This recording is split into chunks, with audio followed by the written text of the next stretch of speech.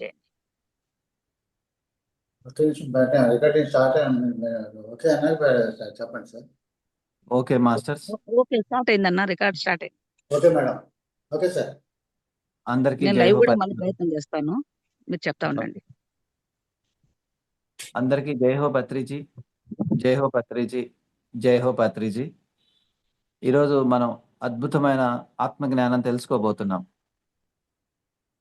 దేవుడు కోరికలు తీరుస్తాడా? ఈ అద్భుతమైన ఆత్మజ్ఞానాన్ని అందించిన తటవర్తి వీరరాఘవరావు గారికి, రాజ్యలక్ష్మి తల్లికి వారు పుస్తక రూపేణ అందించారు.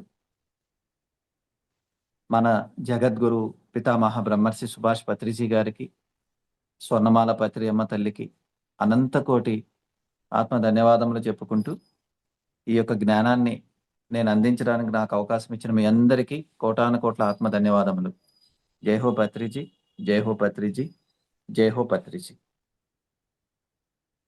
తెలుసుకుందాం. అద్భుతంగా చాలా బాగుంటుంది, వినండి. చాలా క్లుప్తంగా వివరించున్నారు దీంట్లో. దేవుడు కోరికలు తీరుస్తాడా? చాలా మంది ఉద్దేశం దేవుణ్ణి కోరితే కోరికలు తీరిపోతాయని. మరి కొంచెం ఆలోచించండి. అందరూ దేవుణ్ణి కోరేవాళ్లే, కానీ దేవుడు మానవుని కోరికలన్నీ తీర్చగలడా? ఒక్కసారి ఆలోచించండి. మీరు అనొచ్చు, అనంత శక్తి స్వరూపుడు, మన కోరికలు ఆయన ఎందుకు తీర్చలేడు అని. పత్రి గారు అందుకే అంటారు, ముందు బుద్ధి పెంచుకోండి. ఏ పని చేసేటప్పుడైనా నీ బుద్ధి బాగా పనిచేస్తే ఆలోచించి ఏది చేయాలో అది చేస్తావు, ఏది చేయకూడదో అది చేయవు. బుద్ధితో నువ్వు ఆలోచిస్తే దేవుడు మానవుల కోరికలన్నీ తీర్చగలడా, ఆయనకు ఆ శక్తి ఉందా అన్నది అర్థమవుతుంది. ఎందుచేతనంటే కోరడం తేలిక, తీర్చడమే కష్టం. కొన్ని ఉదాహరణలు చెప్తాను. నాకు చావులేని వరం ఇవ్వమని తపస్సు చేసిన వారు అడుగుతారు, దేవుడు ఇవ్వగలడా? ఎందుకంటే పురాణాల్లో రాక్షసులు విపరీతమైన తపస్సు చేసి ఆ దేవుళ్లను ప్రసన్నం చేసుకొని ప్రత్యక్షం చేసుకుంటారు. నీకేం వరం కావాలి కోరుకో నాయనా అంటే, నాకు చావులేని వరం ప్రసాదించమని అడగడం జరుగుతుంది. అప్పుడు వాళ్ళ కోరిక దేవుడు తీర్చగలడా అంటే, లేదు కదా, అది నా చేతిలో లేదు, అది తప్ప ఇంకేదైనా కోరుకో అని అనేవారు. మరి నిజంగా దేవుడు కోరికలు తీర్చేవాడు అయితే ఈ కోరిక ఎందుకు నా చేతిలో లేదు అన్నాడు.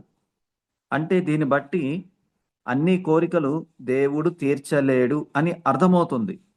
ఇంకేదైనా కోరుకోమంటే వీళ్ళ తెలివి ఉపయోగించి కోరుకునేవారు దేవతల చేత కానీ, మానవుల చేత కానీ, జంతువుల చేత కానీ, ఎవ్వరి చేత కూడా చావులేని వరం ఇవ్వమనేవారు.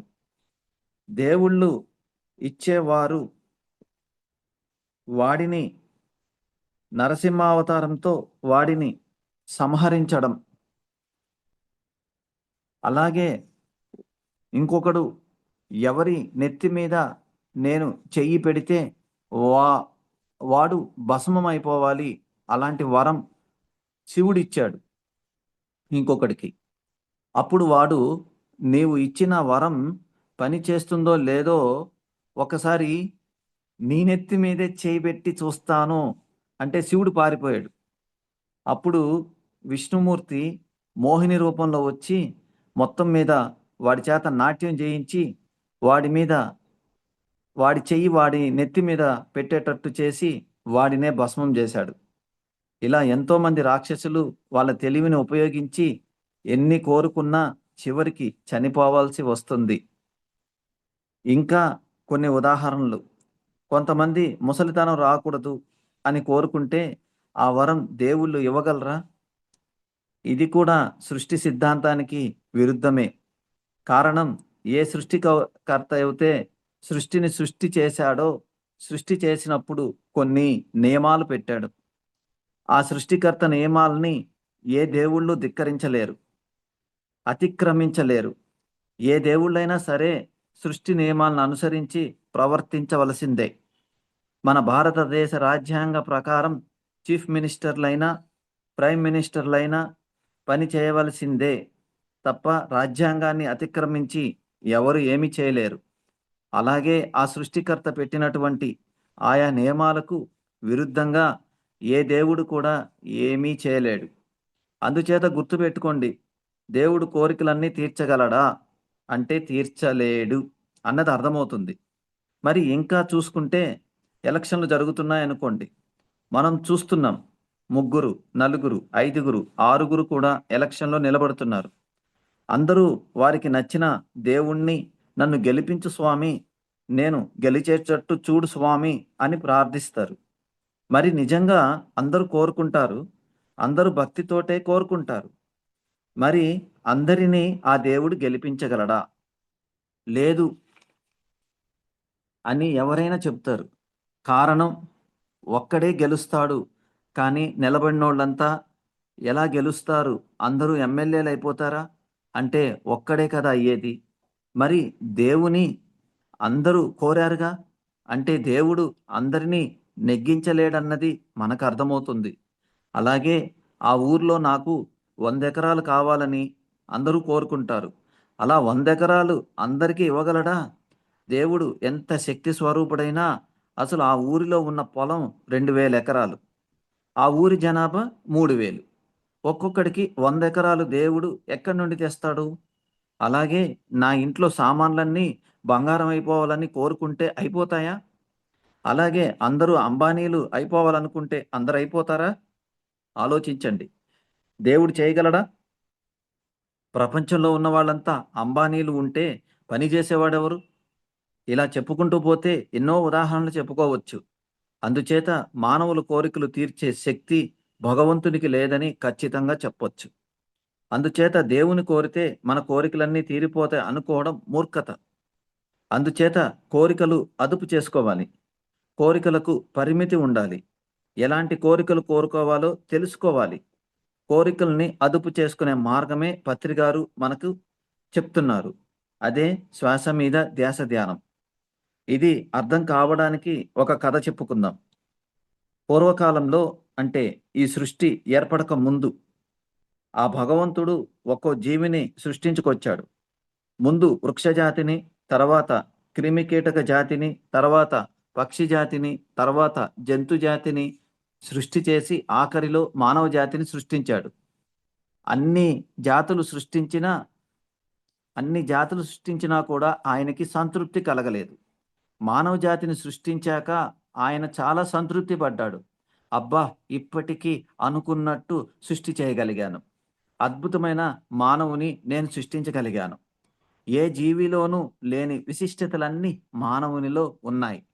ఏ జీవి కూడా సాధించలేనిది మానవుడు సాధించగలడు. అటువంటి మానవుని సృష్టి చేశాను అని అనుకున్నాడు దేవుడు. ఎందుచేతంటే ఏ జీవి దేవుడిగా ఎదగలేదు. ఆ శక్తి ఒక్క మానవుడికే ఉంది. అలాంటి మానవుణ్ణి నేను సృష్టించగలిగాను అని ఆయన చాలా సంబరపడ్డాడు. అందుచేత ఈ మానవులంతా ఎంతో సంతోషంగా సంబరాలు చేసుకుంటూ ఉంటారు అని అనుకున్నాడు.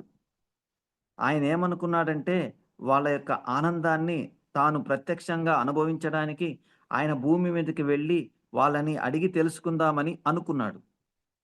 ఆయన భూమి మీదకు వచ్చి ఒక మానవుని పిలిచాడు.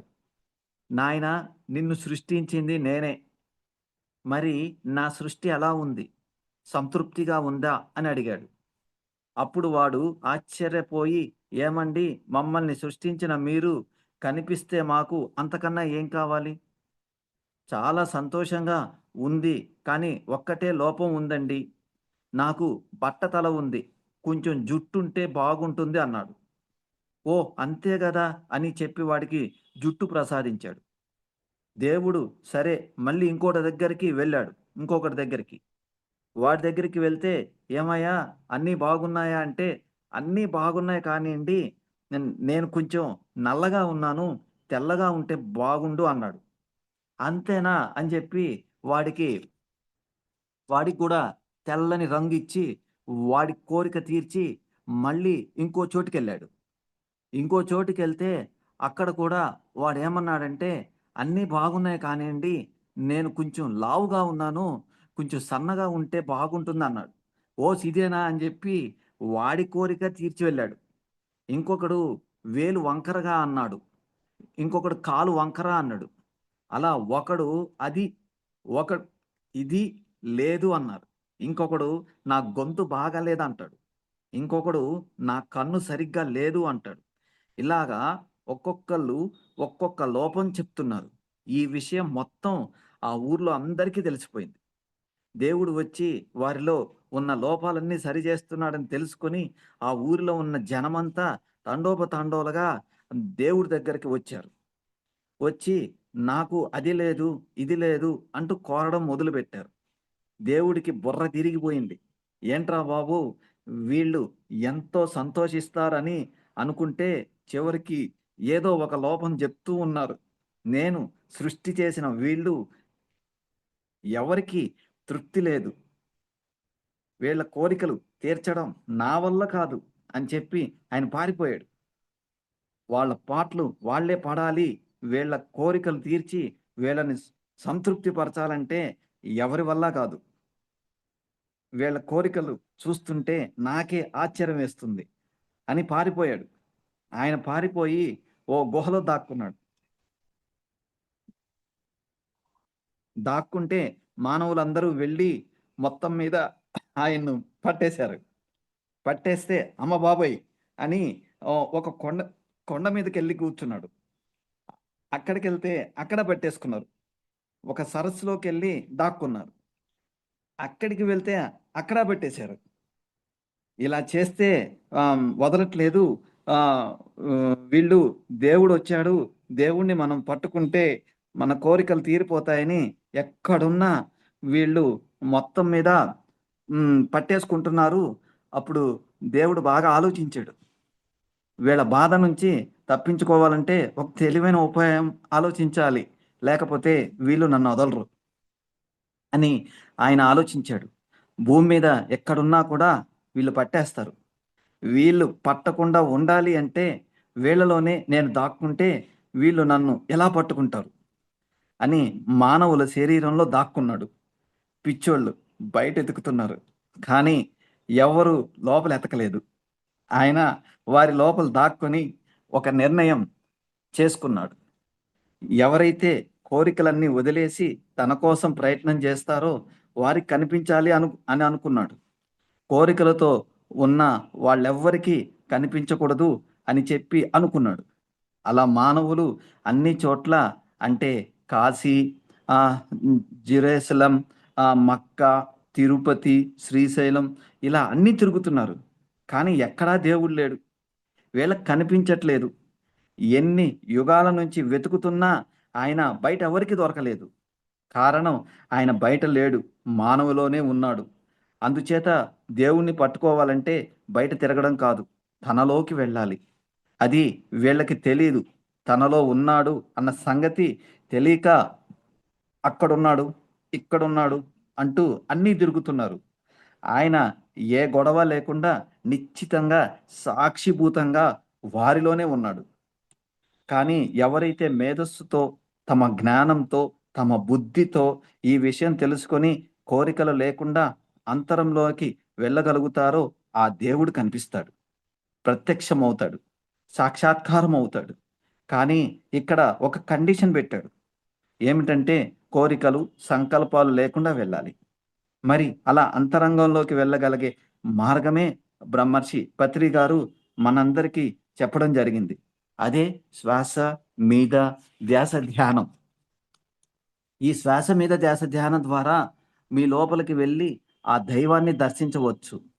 ఎవరైతే కోరికలు, సంకల్పాలు లేకుండా ధ్యానం చేస్తారో ఖచ్చితంగా వాళ్ళు ఆ దేవుణ్ణి ప్రత్యక్షం చేసుకుంటారు, జన్మని ధన్యం చేసుకుంటారు. వాళ్ళకి ముక్తి అంటే జన్మలేని స్థితి పొందగలుగుతారు. శ్వాస మీద ధ్యాస తప్ప ఇంకేం చేసినా అంతరంగంలోకి వెళ్ళలేరు, ఆ దైవాన్ని దర్శించలేరు. అందుచేత ఇది ఒక్కటి ప్రతి ఒక్కరూ గుర్తుపెట్టుకోండి. ఇది చాలా మంది శ్వాస మీద ధ్యాస ఎందుకు అంటారు, కానీ ఎన్ని చేసినా దైవాన్ని పొందందే మోక్షం రాదు, దుఃఖం పోదు. అలా ఎవరైతే ఏ కోరిక సంకల్పం లేకుండా మరి ధ్యానం చేస్తారో ఖచ్చితంగా ఆ దైవ దర్శనం కలుగుతుంది. అందుచేత పత్రి గారు చాలా అద్భుతమైన మార్గం ఇచ్చారు. అందుచేత దైవాన్ని తెలుసుకునే మార్గమే శ్వాస మీద ధ్యాస. అందుచేత కోరికలు నష్టమే అని తెలుసుకోండి. విచిత్రం ఏమిటంటే కోరికలు ఒకటి తీరితే మళ్ళీ కొత్తది పుడుతుంది. పుట్టిన వాడికి చచ్చిపోయేదాకా కోరికలు పుడుతూనే ఉంటాయి. మరి అటువంటి కోరికలు అలా పుడుతూ ఉంటే మానవుడు పరిస్థితి ఏమిటో కొంచెం ఆలోచించాలి. చూడండి, మోటార్ సైకిల్ లేనివాడు ముందు ఓ మోటార్ సైకిల్ కొనుక్కుంటే చాలు అని అంటాడు. చివరి కొన్నాడు, కానీ 2 ఏళ్ళు తిరుగుతాడు. మెల్లిగా మోటార్ సైకిల్ కాదు కారు ఉండాలనుకుంటాడు. సరే, ఏదో రకంగా కారు కొన్నాడు. మళ్ళా ఆ కారు సరిపోదు, పెద్ద కారు కావాలి. అలా 10 లక్షల రూపాయలు. అది కొంటే 25 లక్షలు, అది కొంటే 50 లక్షలు, అది కొంటే ₹1,00,00,000 కారు. అయిపోతే ఏరోప్లేన్ చూడండి, ఎక్కడి నుండి ఎక్కడికి వెళ్తున్నాడు, దేనితో తృప్తిపడ. అసలు ఈ కోరికలకు అంతం ఉండదు. అసలు మానవుడు ఇన్ని తప్పులు చేయడానికి, ఇంత అధర్మంగా ప్రవర్తించడానికి, ఇన్ని అక్రమాలు చేయడానికి కోరికలే కారణం. అందరికంట బాగా సంపాదించాలనే కోరిక, అందరికంట గొప్పగా ఉండాలనే కోరిక, అందరికంట గర్వంగా ఉండాలనే కోరిక. ఇలా ఈ కోరికలు నెరవేర్చుకోవడానికి ఎన్నో పాట్లు పడుతున్నారు. తప్పులు, పాపాలు, అధర్మయుక్తమైన పనులు చేస్తున్నారు. అంటే మూల కారణం కోరికలే.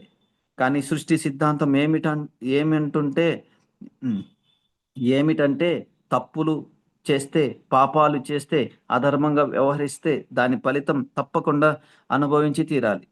అలాంటి వారు ఇందులో నుంచి బయటపడలేక, ఎలా బయటపడాలో తెలియక చచ్చిపోతే మంచిదనుకుంటారు. విచిత్రం ఏమిటంటే ఏ లోటు లేకపోయినా గొప్పల కోసం ఇంకా తప్పులు చేస్తారు. వాడు 10 కోట్ల ఇల్లు కడితే వీడు 25 కోట్ల ఇల్లు, ఇంకొకడు 100 కోట్ల ఇల్లు కడతాడు, ఇంకొకడు 1000 కోట్ల ఇల్లు కడతాడు. దానికోసం ఎన్ని తప్పులు చేస్తారు. మరి కష్టాలు రావా? దాని ఫలితం నష్టమే కదా. ఈ నష్టం అంతా కోరికల వల్లనే కదా. ఉన్నది చాలు అనే తృప్తితో కోరికలు పెంచుకోకపోతే ఏ ఇబ్బంది లేదు. కానీ కోరికల వల్లే ఈ నష్టం అంతా. చేసినప్పుడు ఏమీ ఉండదు, అనుభవించేటప్పుడు మాత్రం జీవితం దుర్భరమవుతుంది. చాలా మందికి ఇది కూడా ఒక సందేహమే. ఈ జన్మలో నేను చేస్తే వచ్చే జన్మలో అనుభవించడం ఏంటి? ఇంతకు ముందు జన్మలో చేస్తే ఈ జన్మలో నేను అనుభవించడం ఏంటి అంటారు. అదే విషయం ఒకసారి నేను పత్రి గారిని అడిగాను, ఏమండి, ఈ శరీరంతో తప్పులు చేస్తే ఇంకో శరీరం అనుభవించడం ఏమిటి అని. తర్వాత వచ్చే శరీరానికి తెలియదు కదా, ఈ శరీరంతో చేస్తే ఆ శరీరం అనుభవించాలి, కానీ కొత్త శరీరం అనుభవించడం ఏమిటి అని.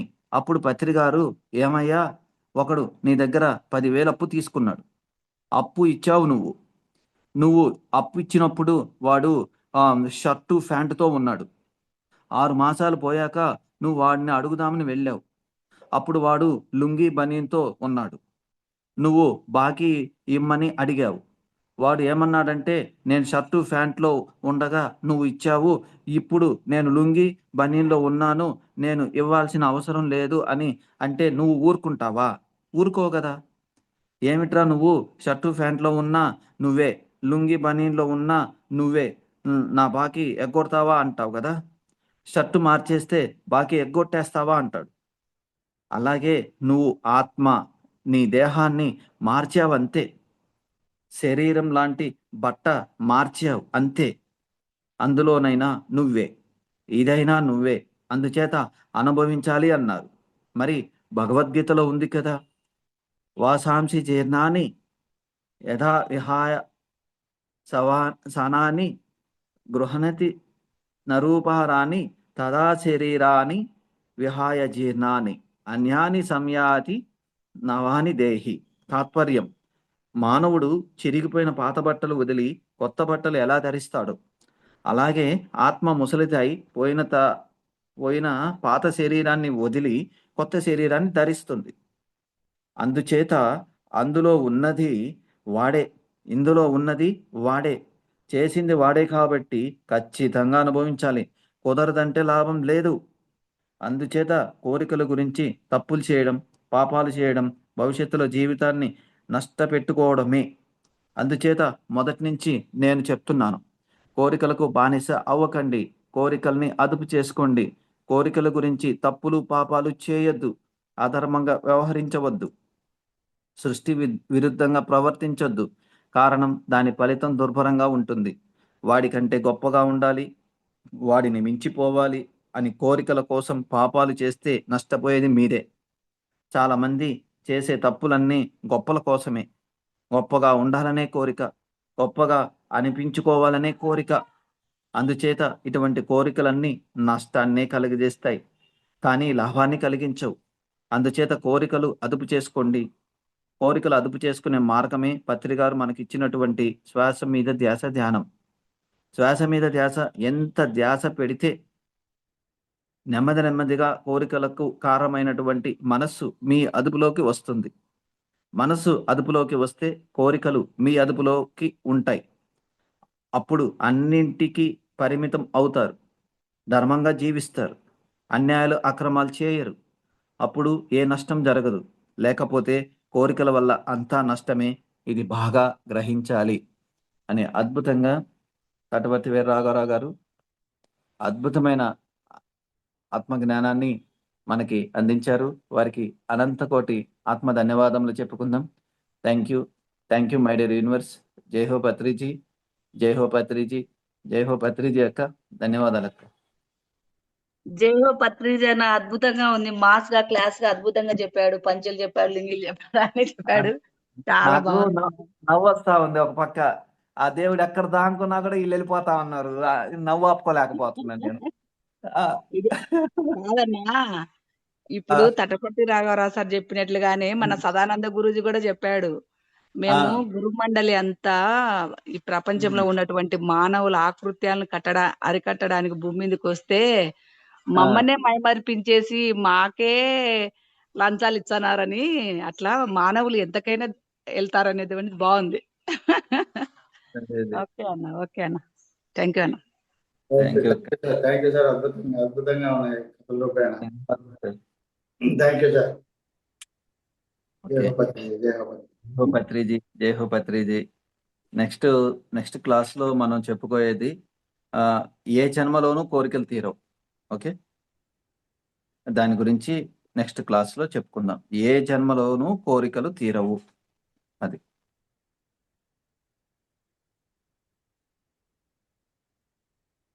Okay. Okay, thank you sir. Thank thank you. You. ఓకేనా పూర్ణ మేడం? హ్యాపీ అయిపోయింది. సబ్జెక్ట్ లేదు ఈరోజు సండే వచ్చింది.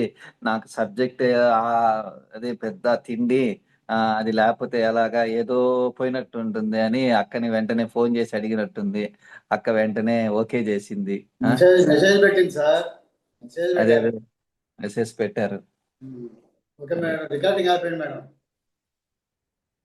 Prabhavati madam, Prabhavati madam recording అయిపోయింది.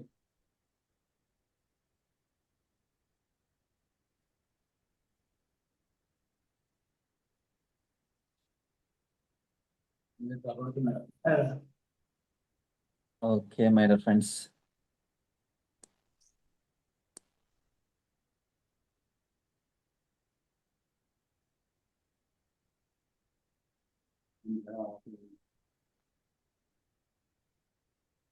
ఓకే, నేను ఆపేసాను.